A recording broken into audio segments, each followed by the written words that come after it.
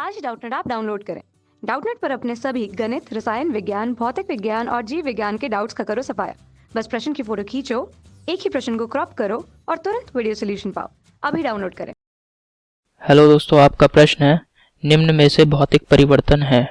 ठीक है दोस्तों, तो सबसे पहले हम समझ लेते हैं कि भौतिक परिवर्तन होता क्या है। ठीक है दोस्तों, भौतिक परिवर्तन एक प्रकार का प्रक्रम है जिसमें क्या होता है, जो पदार्थ होता है उसकी अवस्था बदलेगी। ठीक है, तो यहाँ पे मैं लिख दे रहा हूँ, भौतिक परिवर्तन में क्या होता है, पदार्थ की अवस्था बदलती है। ठीक है, परंतु ऐसा नहीं होगा कि पदार्थ एक रूप से दूसरे रूप में उसका अवस्था बदले। ठीक है, और किसी भी प्रकार की रासायनिक अभिक्रिया इन प्रकार के प्रक्रमों में नहीं होती है। तो रासायनिक अभिक्रिया नहीं होगी। ठीक है ना, रासायनिक अभिक्रिया जो भौतिक प्रक्रम है इनमें रासायनिक अभिक्रियाएं नहीं होती हैं। ठीक है, और क्या होता है दोस्तों कि जो पदार्थ होगा उसमें किसी भी प्रकार का रासायनिक परिवर्तन भी नहीं होगा। ठीक है, रासायनिक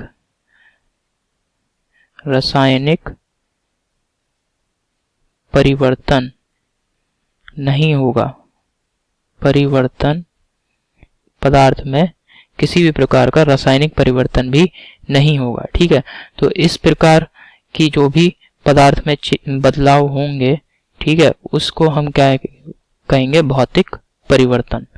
ठीक, पहला परिवर्तन है कि अवस्था बदलेगी और दूसरा है रासायनिक अभिक्रिया किसी भी प्रकार की नहीं होगी, और तीसरा है कि रासायनिक परिवर्तन जो पदार्थ के अंदर, जैसे कोई पदार्थ है उसमें इलेक्ट्रॉन लिए तो इस वजह से उसमें रासायनिक बदलाव हो गया, उसके रासायनिक गुण बदल गए, तो इस तरीके का कोई भी बदलाव नहीं होना चाहिए। इसका उदाहरण भी दोस्तों आपको एक दे देता हूं, जैसे बर्फ है।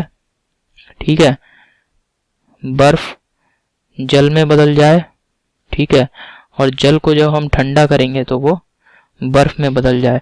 तो दोस्तों आप देख रहे हैं जल जो है वो द्रव अवस्था में है और बर्फ जो है वो ठोस अवस्था में है। तो पदार्थ की अवस्था बदल गई, द्रव से ठोस में बदल गया और ठोस से द्रव में बदल गया, परंतु इसका जो रासायनिक संगठन है बर्फ का और जल का वो सेम है, क्योंकि समान है, क्योंकि जल में जो है H2O अणु उपस्थित होते हैं और जल में, और जो बर्फ है उसमें भी H2O अणु उपस्थित होते हैं।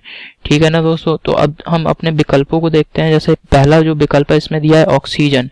ठीक है, तो ऑक्सीजन में ये कोई भी भौतिक परिवर्तन को व्यक्त नहीं करता, क्योंकि ऑक्सीजन जो है वो एक यौगिक है और इसमें किसी भी प्रकार का भौतिक बदलाव हमें नहीं दिख रहा है, कोई किसी भी प्रकार की अवस्था में परिवर्तन नहीं दिख रहा है। ठीक है, दूसरा है अपचयन अभिक्रियाएं। दोस्तों अपचयन ये एक रासायनिक परिवर्तन है, जैसे कि इसमें क्या होगा, इलेक्ट्रॉनों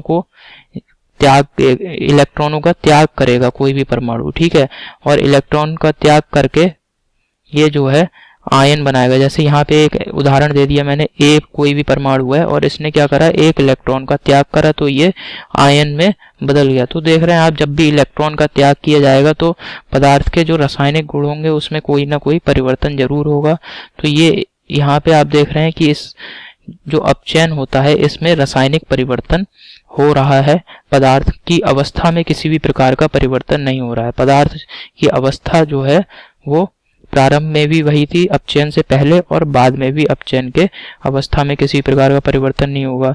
ठीक है, तो इस प्रकार विकल्प 1 भी गलत है और विकल्प 2 भी गलत है। तीसरे विकल्प में हमें दिया है विकल्प 1 और विकल्प 2 दोनों, तो दोस्तों ये विकल्प भी गलत है। ठीक है, तीसरा दिया है, चौथा जो विकल्प है उसमें दिया उपरोक्त में से कोई नहीं, तो दोस्तों ये बिल्कुल सही विकल्प है। ठीक है ना, ये बिल्कुल सही विकल्प है दोस्तों। आशा करता हूँ आपको समझ में आया होगा। धन्यवाद।